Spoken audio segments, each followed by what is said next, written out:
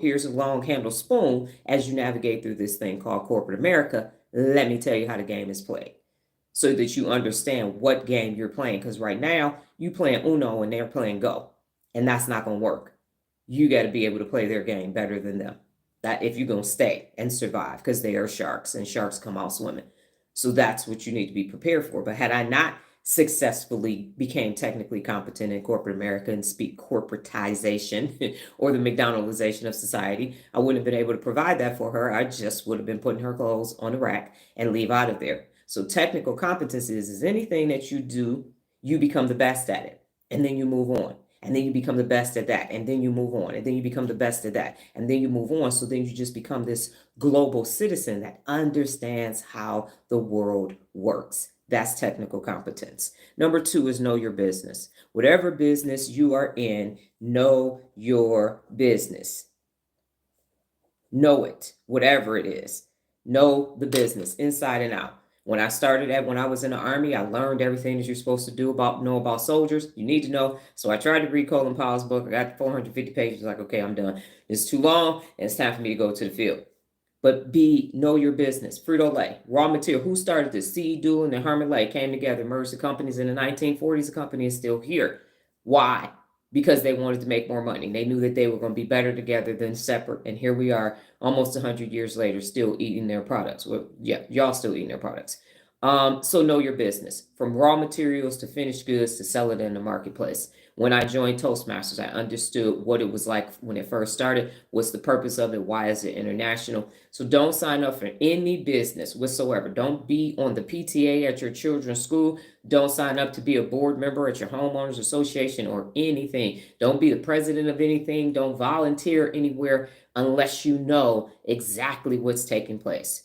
Do your due diligence ahead of time so that you can know. One thing that I don't like doing is going up to somebody. Right now, our Whole Foods is moving locations because when it first came here, it made sense. It was small, but it's built out so much that they're about to make the store. It's probably going to be, I would venture to say, 4 times bigger than the one that they're currently in. And so I keep asking people what's happening. And the people, the cashiers and the floor managers that we're coming in contact with just know that it's happening in May. They don't know where the Amazon hub is going to be and all these other things.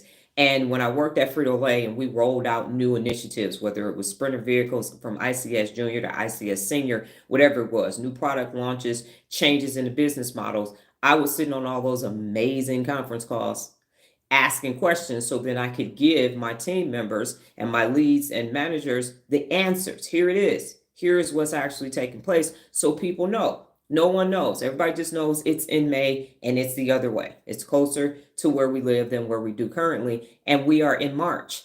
And that's 60 days out and people still don't have the information, which shows that either the people up know something that they don't want them to know. So they're not telling them everything because some people might not be going to the news store. And that's unfortunate too. But that's not what's taking place. And so knowing, asking questions and understanding. And one thing that I do like about Lowe's as opposed to Home Depot, and I'm just speaking from being here, and I really ain't never liked Home Depot, but anyway, in Florida either.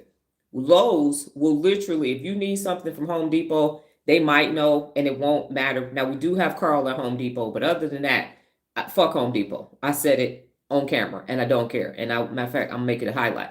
Lowe's, it doesn't matter what part of town we're on, where we are going. A Lowe's employee will literally stop what they're doing, walk you to it, call somebody else, get on the computer, tell you to go get it online. Nola was getting a battery charger for her car.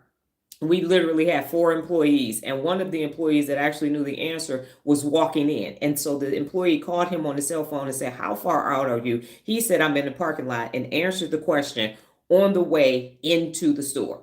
That's what Lowe's will do. They will go, some people will say, "This isn't my department, but I'm going to wait until somebody comes. You need some light bulbs? Okay."